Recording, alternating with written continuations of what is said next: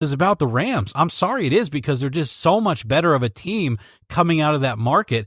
There's just nothing here for me to like. I feel like Phillip Rivers is on his way out, and it's going to be sooner rather than later. I can't buy it, so I'm selling it.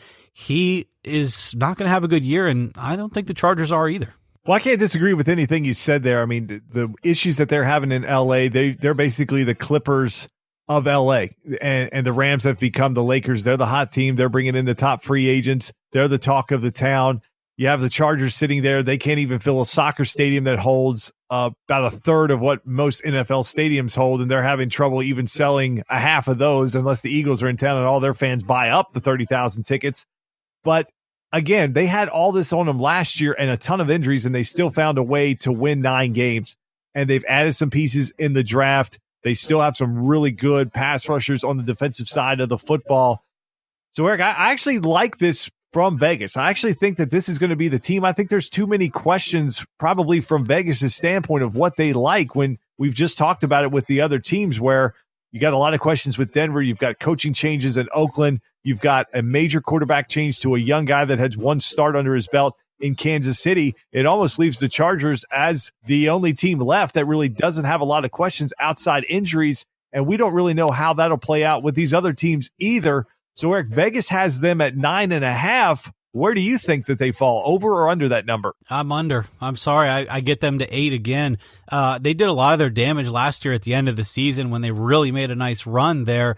And, granted, they lost some games early on in the season that they shouldn't have lost. I mean, even some bad luck stuff and missed field goals, and, the list goes on and on.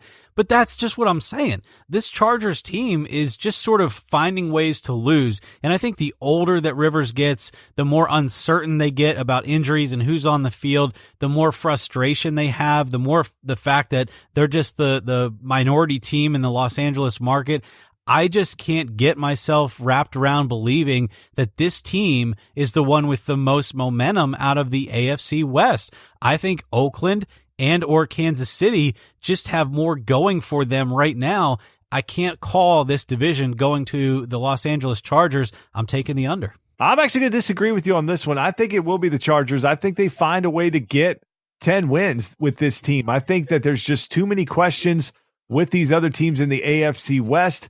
I think, too, the other drag is when you go into a stadium as a visitor and nobody really cares that you're there, and you have fans that are showing, it's not really that us against the world mentality and these hostile markets that you go into, hostile crowds that these teams go into, and they can get up for those games.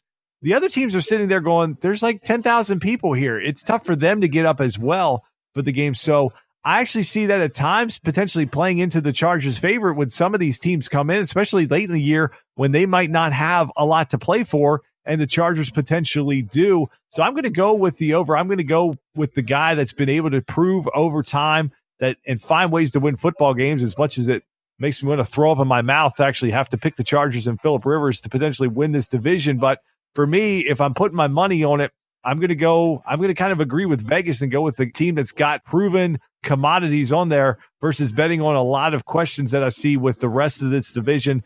So, Eric, I'm going to go with the over. I think it'll be the Chargers that will win this division, but it'll be interesting if your guys there over on CNT Talk, if they go with this, because I do agree that the Rams find a way to win more games than the Chargers this year, and I think they still own that LA market.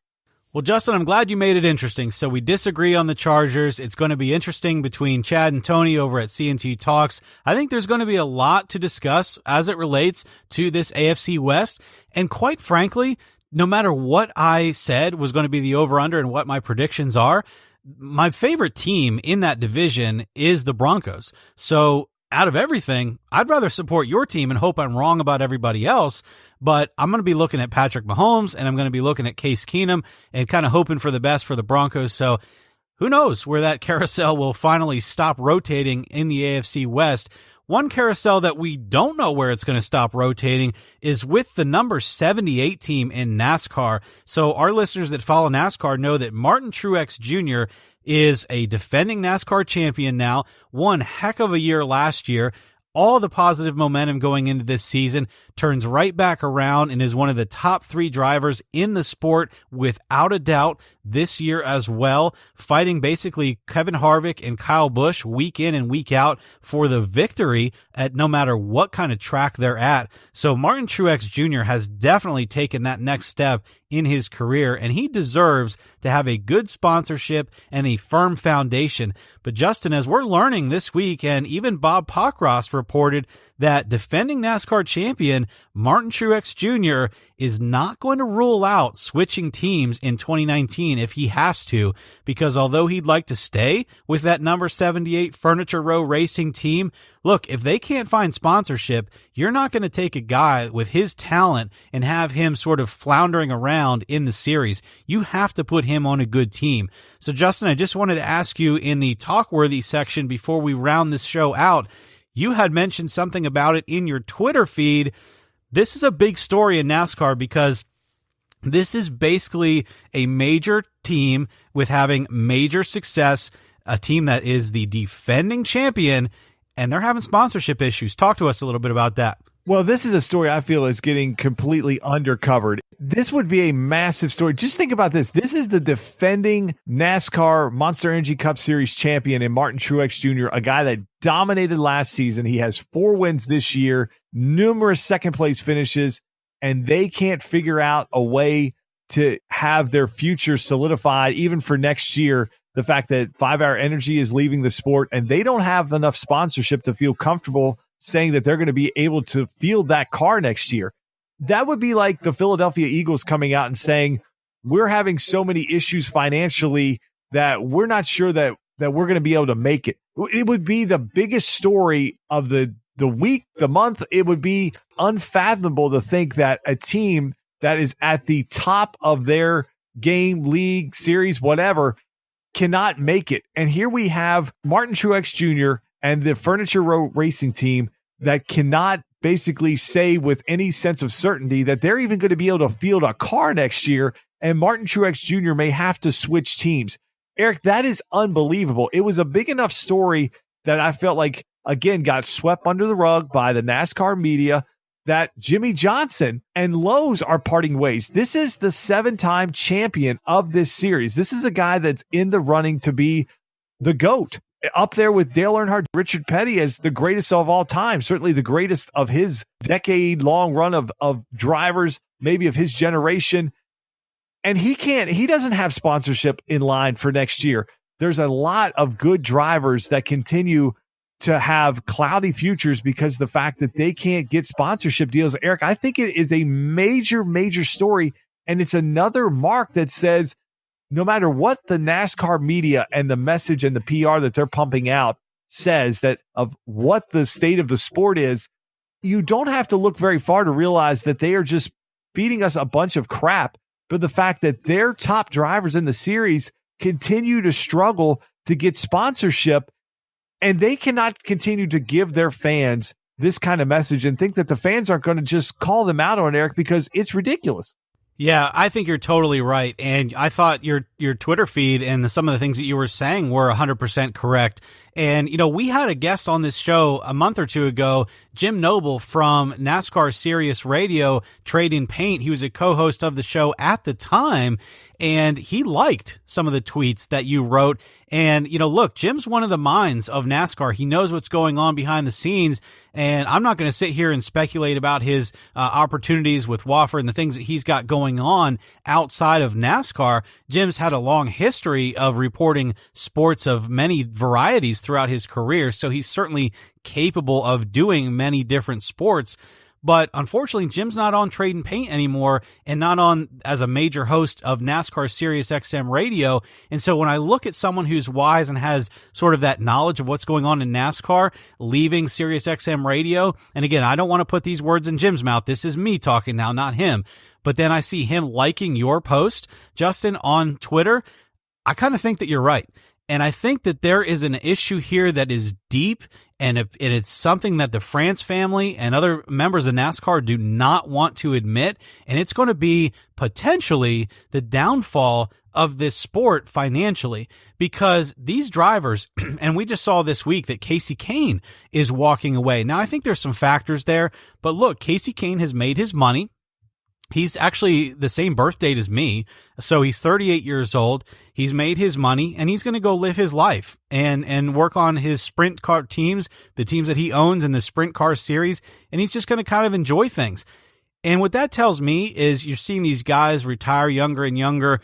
I think the writing is on the wall that if you have teams like Lowe's and what we've seen with Home Depot and 5 Hour Energy and Sprint, you just can continue to name them for probably 30 minutes. Teams that don't want to stay in NASCAR, that tells you that the return on their investment is not good enough. And so whether that's butts in the seats actually at the stadiums and at the tracks, or whether it's revenue from TV deals, or the fact that they don't feel that there's enough viewership on TV, there's something there that is concerning to these major sponsors. And when you have foundational sponsors of this sport, like you talked about with Lowe's with 7-time champion Jimmy Johnson, teams like that are losing sponsors like a Lowe's and a defending champion losing a 5 Hour Energy, that tells me a lot of what I need to know about the state of NASCAR, no matter what the France family wants to tell me, and no matter what some of the NASCAR writers like to tell me. What's really going on? And you hit the nail on the head. We've said many times that this is a show about two fans giving our opinions. We don't answer to ESPN, Fox, or anybody else. Quite frankly, we're not famous enough to need to do that, but we can tell you it like it is and like we see it. And I think it's pretty truthful. Whereas if you want to listen to NASCAR.com, or if you want to listen to some of the writers that, are pretty heavily invested in NASCAR, you might not get the full truth. And that's just the way it's going to be right now until they get this all sorted out. But Justin, I think there's a major, major concern. And like you said, we're two fans of the sport. We don't have insider knowledge. We just follow the sport. We try to stay up.